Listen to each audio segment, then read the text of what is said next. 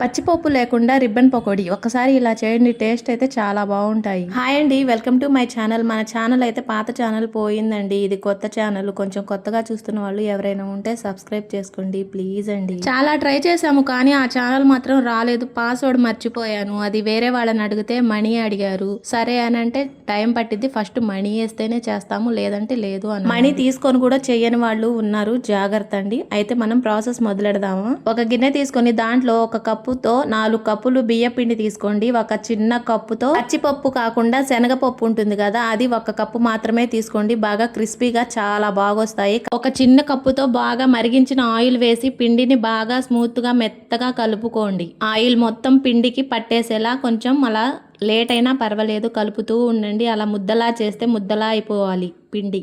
Salt, వాము, కారం, పసుపు అడ్జస్ట్ చేసి వేసుకోండి. నేను ఇందాకే వేసాను, చెప్పటం మర్చిపోయాను, సారీ. మైండ్ డిస్టర్బ్గా ఉంది, ఏమనుకోవద్దు.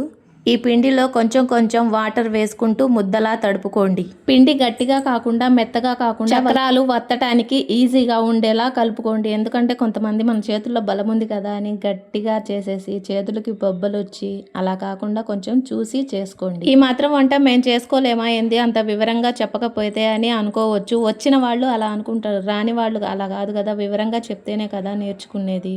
రిబ్బన్ పకోడీ ప్లేట్ ఉంటుంది కదా, అది వాడుకోండి, బాగుంటుంది. ఒక ప్యాన్ తీసుకొని దాంట్లో ఒక 1/2 లీటర్ ఆయిల్ వేసుకోండి. మంచిగా మరగనివ్వండి. నాకు వేరే మనిషి సపోర్ట్ లేదు కాబట్టి నేను వేసేది చూపించలేకపోయాను. ఆయిల్లో వేసిన తర్వాత లైట్గా బ్రౌన్ కలర్ వస్తే చాలండి, మరీ ఎర్రగా ఉండాలి అనుకోవద్దు. మళ్ళీ బయటికి తీసిన తర్వాత క్రిస్పీగానే ఉంటాయి, కొంచెం వేడి ఉంటుంది కాబట్టి. అదే లోపల వేడిగా ఉంటే నల్లగా కలర్ చేంజ్ అవుతాయి, చూసుకొని చేసుకోండి.